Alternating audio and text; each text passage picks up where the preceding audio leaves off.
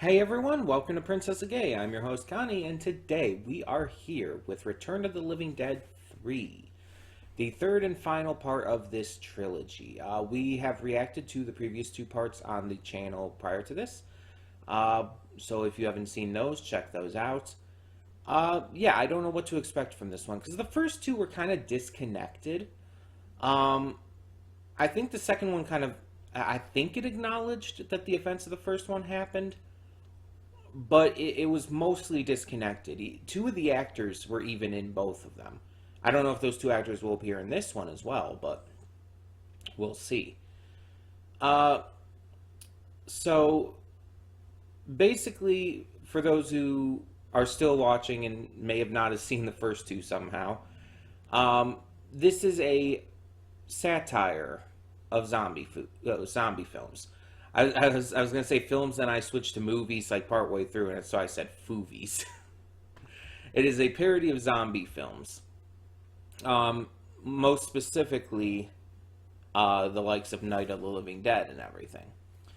Um, these films kind of like make it more comedic and silly, but also still go along with the classic zombie tropes and whatnot. And yeah, the first two were pretty good. Not amazing, but pretty good. Um, and it's going to be interesting to see where this last one goes. To see how different it is. Because the first one and the second one were already pretty different. They already had some notable differences to them. And not just the lack of titties in the second one. But I'm wondering if that's going to carry over in some way from the first and second. If we're going to have more of a movie one kind of deal, more of a movie two, or is this one just going to be kind of its own thing? Even beyond all of that, I don't know. But I'm definitely interested to find out. I'm definitely interested to finish off this trilogy and see how it goes. So yeah, this should be really fun, if nothing else.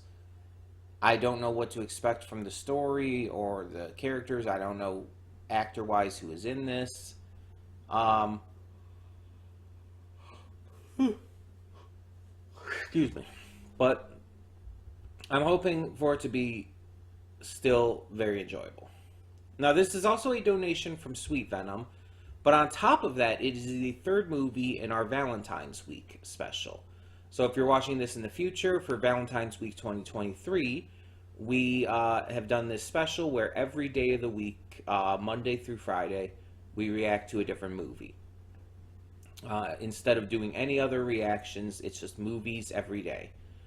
And so, yeah, this is our Wednesday one. um, so, I don't know exactly what to expect here, but I'm excited. So we're just going to get into it. So far, this week's movies have been pretty good too. Unbearable Weight of Massive Talent and Hot Fuzz. So I've been enjoying it so far. Let's hope that continues. So when the screen fades to black, pause this redirect and go to the description below. Follow the link to the reaction, and after you watch it, come back here to the redirect and resume play. Because after it fades to black and then fades back in, everything from that point forward will be my afterthoughts and will contain spoilers to the movie. So, that being said, thank you so much for tuning in, and I will see you at the reaction. And we are back, and we'll begin with spoilers in 3, 2, 1, now. For never was a story of more woe than this of Zombiette and her Romeo. Am I the fucking weird one here? I was wondering this with the RoboCop movies as well. Am I the fucking weird one when I say that this is my favorite of the trilogy?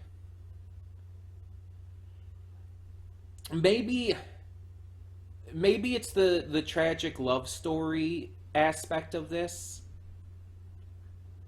The fact that Kurt's love for Julie was borderline obsessive, but also like still genuine. The lengths he went through to protect and save her, even honestly knowing the condition she was in, and how fucked everything was. It's like at the end he even says it. Like when they're about to die in the furnace, he says like, this is where we belong. He's acknowledging that they need to die. That is the only way to fully stop this. That him having chosen to bring her back in the first place caused all this pain, all this misery. It was the wrong choice. It was a bad thing to do for multiple reasons. But throughout the course of this film, I actually kind of grew attached to these characters. Seeing Julie progressively lose her mind over the course of the film, like literally losing her mind, becoming more zombie-like to the point where like she becomes like the kind of like punk rock super pierced zombie during that big climax scene and everything. It's like I genuinely felt for her because she had enough mentality to her where she knew it was happening, and she was scared out of her mind. She was scared shitless. Her insane hunger for brains, the lack of a heartbeat, the cold skin, everything was just so frightening to her. And as it continued to go along, she just became more and more shaken by what she was becoming. And it's absolutely horrible. It's genuinely tragic. And on top of that, again, throughout this entire film, you see Kurt trying to save her, doing everything he can to save her in this prolonged state of denial, refusing to acknowledge that she is dead. And that reanimating her was a bad decision. He only comes to that realization at the end. And you see all of the trouble, all of the pain they go through, only for it to end poorly. Their own choices led them there, specifically Kurt's. And it doesn't feel cathartic at all. It doesn't feel like, oh, they're ending it, this is good, this is right, this is the best thing to do. It doesn't feel like that when you're watching. It feels really fucking sad. Like, to the point where, like, when the credits started to roll, I was tearing up. That sad. Because I felt for them. There were other characters in this that, yeah, were portrayed really well too, like the Riverman. I felt for what happened to him. He didn't deserve that. And of course there were characters who I didn't like too, the father being kind of one of the prime ones. Even though he acknowledges by the end how terrible he was still terrible. And he just really didn't make up enough for that, I feel. And on top of it,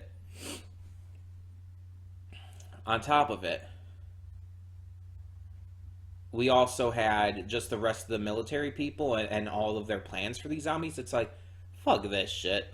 I hate this kind of shit. Like, I hate human experimentation and stuff, and this would count. Like, it's obviously very fictional and different and everything, and some people would argue, do they count? It does it count as human experimentation if they're zombies and everything? It's like it still fucking does. Yes. Um, it's just it's not okay. And using them as bioweapons, it's like fuck that. Fuck that horrific evil shit. I just hate everything about that. So it's like the military base getting attacked at the end is that felt cathartic. That felt good. What didn't feel good was the blatant racism, though. This seemed to be a thing in a lot of films. Like it was even shown in Falling Down, which we reacted to this past weekend. Well, I put up this past weekend. Um, yeah, it's just it seemed to be a thing I've seen in a lot of older movies where it's just like they force in these Hispanic or black gang characters, and it's like those are either the only people of color you have in the film or the most prominent, at least.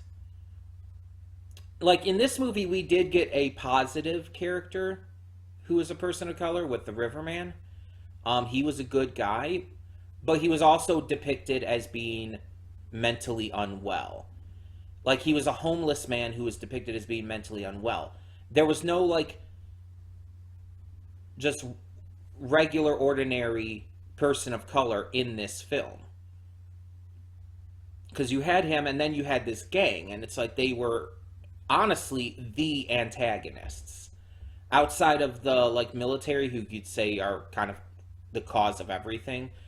Like the consistent antagonists since they first showed up and up until they're taken out is this gang. um and I'm calling them a gang, but I guess technically they weren't a gang specifically. They were just like a group of friends, family. It's unclear, honestly. But the idea is still the same in how it's portrayed. Again, I've seen this in a lot of older films, and it's so obvious what they're doing here, and it's just so irritating. I hate that trope, I guess you would call it. Um, it's so gross to have that be your representation of people of color. I'm so glad we've moved to a point where nowadays we have people of color as the stars of movies, who are the good guys and who are really inspirational and awesome, both in terms of live action movies and animated. It's like I'm glad we're at a point where we've moved away from a lot of those tropes and stereotypes and everything in films, because it's every time I go back and watch one of these older movies that does this kind of thing, it's always so hard to watch. It bothers the shit out of me. But yeah, so really unfortunate to say the least. But overall, again, I did enjoy it. I was hooked in. I cared for for the main characters. Um, and there was nudity in this, like in the first one.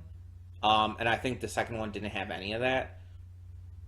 Um, in fact, I think that was kind of a joke I made about the second movie, like a distressing lack of tits. Because the first movie had like a kind of a notable amount of tits shown. This one, it wasn't. I don't think it was as notable with that as the first movie, but it definitely had more of it in there again. With our main female lead, Julie. It showed her like after they had slept together. It showed her tits there, and then of course the climax part when she had pierced everything on her body, because apparently the pain helped keep her in check and helped keep the hunger away. The wind is messing with the mailbox, I think, now. Um, it is really windy out there. Anyway, though, And that's another thing I want to mention about this movie. Oh shit, my brain just completely died there. It's like what I got distracted for a second and it's like I knew what I was going to say and then I just forgot. It just disappeared from my head. Um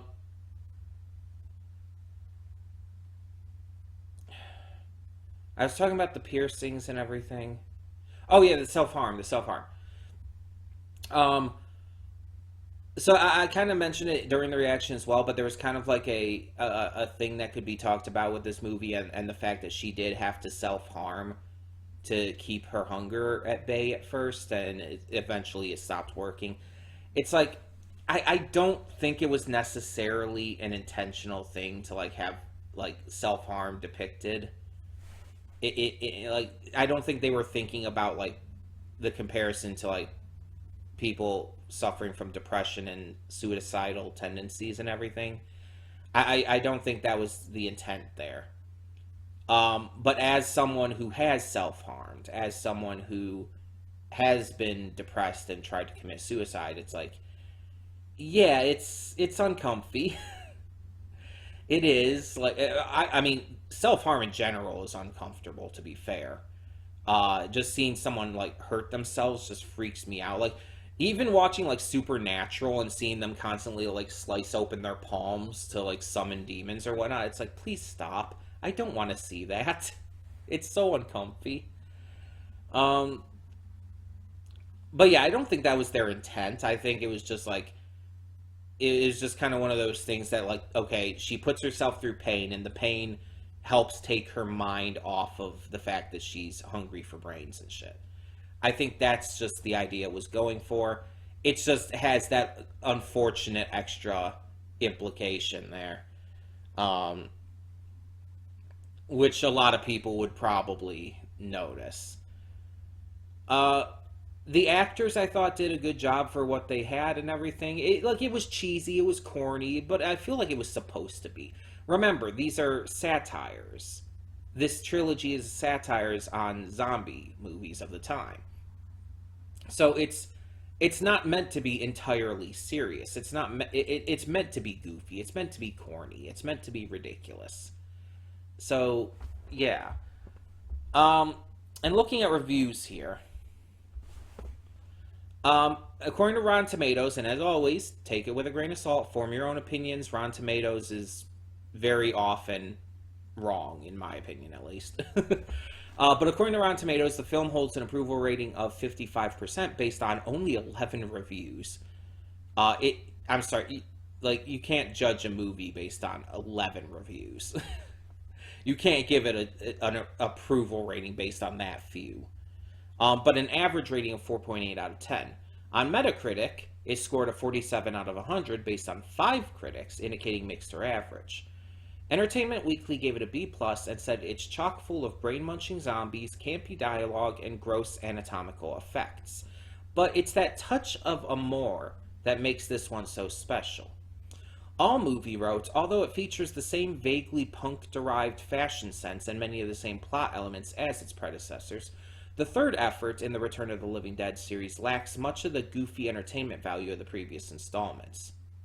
It's not as goofy as the first two, I will agree to that, but I still think it's pretty goofy. I still think it's pretty entertaining in that regard.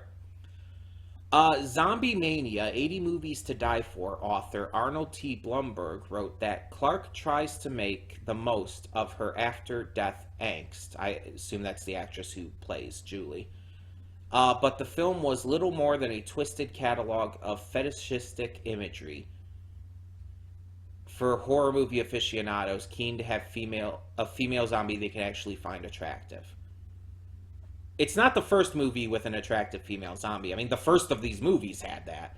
Um, as for the fetishistic imagery, I can kind of see what they're saying with the like punk style piercing look that she had um, in the climax. I can see that,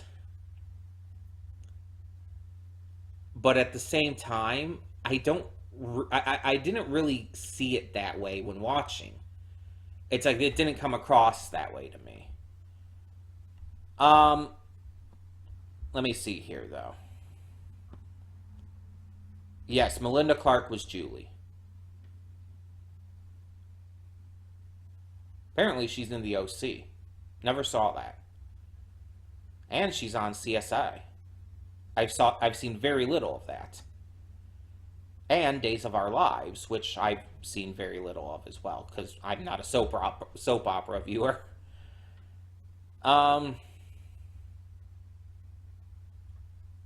but yeah, let's see here. Let me see if I can find this on Rotten Tomatoes. I want to see some audience reviews.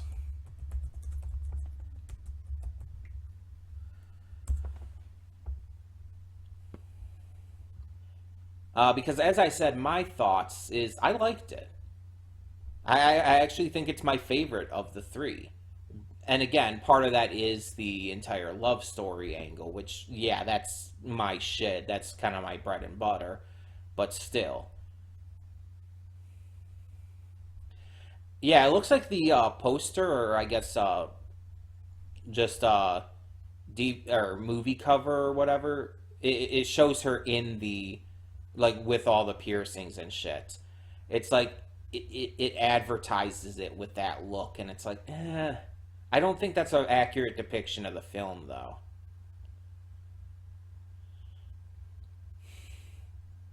Okay, so there's the critic reviews, but I want to see the audience reviews. What? It says there's no featured reviews because the movie has not been released yet. What? Yes, it has. This movie is from 1993. What? I have not seen that before. What? That's weird. I guess I'll look at a couple. Let's see some of these reviews for the critics. By the way, there with it said there are 11 reviews. There are 11 on here. There is 6 fresh reviews and 5 rounds, so it's pretty split down the middle. It seems. Mike Massey of Gone with Twins says for a straightforward horror movie, the pacing is slightly off. I didn't feel like the pacing was off. I felt like the pacing was fine. Wasn't like the best pacing, but wasn't bad. But he continues, but the thrills and intentional visual repulsiveness are consistent. Okay. Andrew Gaudian of THN says one of the purest examples of cult genre filmmaking that I would happily recommend to those who enjoy their horror flicks with lashings of gore, commitment to corn, and memorable characters with cosplay potential. Wow, I actually just said cosplay. I could see it though. I could see people cosplaying the characters, I guess, specifically Julie. Um, but let's check out some negative reviews too. So Tim Brayton of Antagony and Ecstasy says, it's kind of inept, but it wants to be better than it is, and that's sort of charming. Okay. Steve Crum of Dispatch Tribune newspaper says, more zombies, more gore, more bore. Okay. And it seems like some of them just gave it a rating without actually a review. Um, yeah, not seeing much of anything on there in that regard, but okay. But yeah, so I've shared my thoughts though. Like I really enjoyed this. I think this was the best of the trilogy, just like I think RoboCop 3 was the best of the trilogy. Am I the weird one? Maybe I am. Maybe I'm weird for that, but I really liked this. I thought this was enjoyable. It was corny, it was cheesy, but it was fun and entertaining. And I liked the characters. Like I said, I got attached to them. I cared about them, especially Julie. I felt extremely bad for Julie. Having to be put through that shit. Like, it's not a question that Kurt was in the wrong. He was very much in the wrong, and he admitted that at the end. He admitted that he deserved the death he was getting because of what he had done to her, especially like putting her through all of that pain and misery, and it's just like God. Like I really felt bad for her. Like like really bad. um, but yeah, overall, this was fun. This was a good ride. Um, I'd love to hear your thoughts though. So tell me in the comments below, what did you think of Return of the Living Dead 3? And for now, I'm Connie, and I'm. Oh, before I sign off, actually, I should mention what will be coming tomorrow for our next part of the Valentine's movie week. So tomorrow, Thursday, we will be getting to our final donation reward movie of the week, because on Friday it's just a my choice thing. So tomorrow, another donation reward from Sweet Venom will be Dirty Harry, a very big film, probably Clint Eastwood's biggest film. And I've never seen it, so we will be reacting to that tomorrow. But in the meantime, thank you all once again so much for tuning in. And I'm Connie, and I'm signing off. See y'all next time.